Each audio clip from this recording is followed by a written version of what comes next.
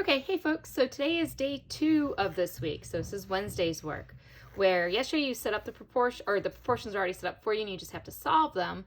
Today we're going to be looking at our similar figures and determining which sides match. Alrighty, so for my first example, we have parallelogram here. Now there are several different ways that you can set up a proportion to solve. You can go from one figure over another figure and then go back to the same figure and do it over the other figure. You can do two sides from the same figure over each other and then do two sides from the same figure over each other. As long as the sides are corresponding, it doesn't really matter which way you do them. I kind of tend to do a mix of things. So this first one, I'm going to do a proportion one way, and then on my other examples, I'll do it a different way. Whatever way you like and get good with is fine. So I tend to go just left to right because that's just what I typically do. So I'm going to go from my smaller parallelogram to the bigger parallelogram. So I'm going to go from small to big. And my one side from the small parallelogram is 1.5. And the same side on the big parallelogram that corresponds with it is at letter D. And then I want to go back and do small to big again. So if I look back at my small parallelogram, that side is 4.05. The side that corresponds with it on the big one is 7.29. Now, don't let the numbers scare you. It doesn't matter if you have decimals, it doesn't matter if you have whole numbers. The process is still the same. Now we have a proportion. We can cross multiply like what we did yesterday. And you can use your calculator for this.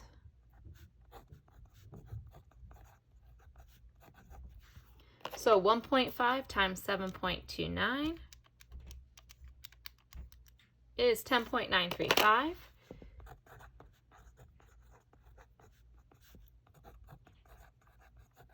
Since I see multiplication to get D by itself, I want to divide.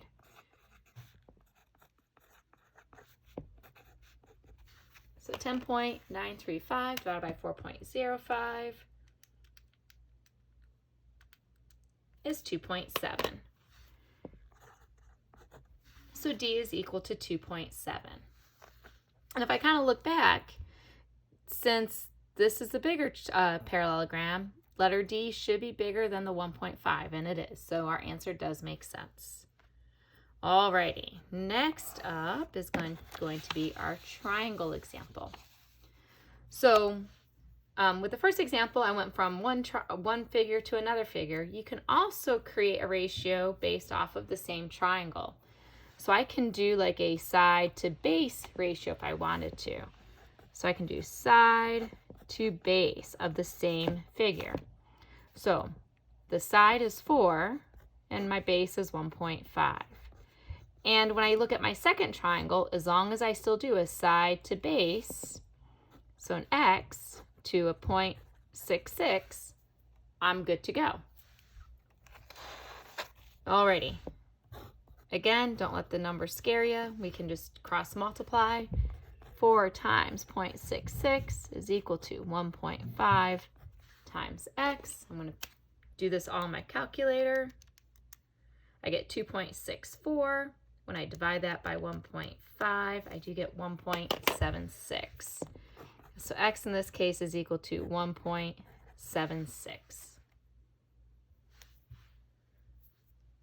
Alrighty, last example. Go ahead and focus.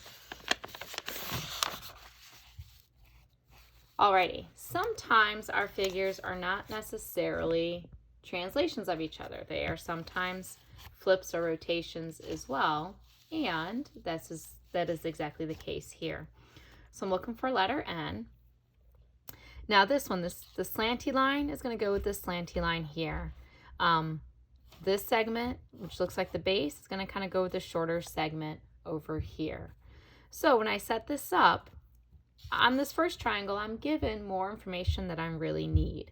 So I only need to worry about 2 corresponding sides, even though I have all 3 sides given to me on this first triangle.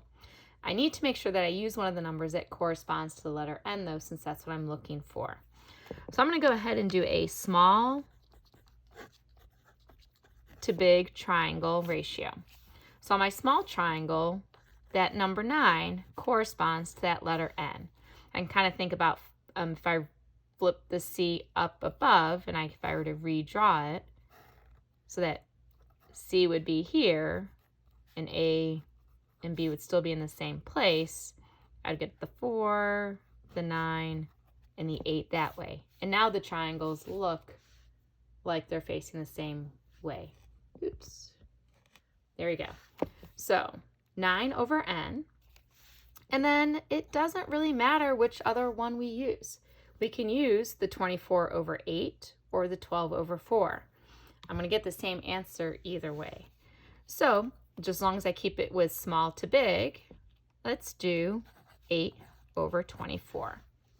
So I did a small to big, small to big. Those ratios, they need to be exactly the same. From here, just do like what we did before. We're going to cross multiply. 9 times 24 is equal to 8 times N. So that gives me 216 equals 8 times N. Divide both sides by 8. And then I get 27.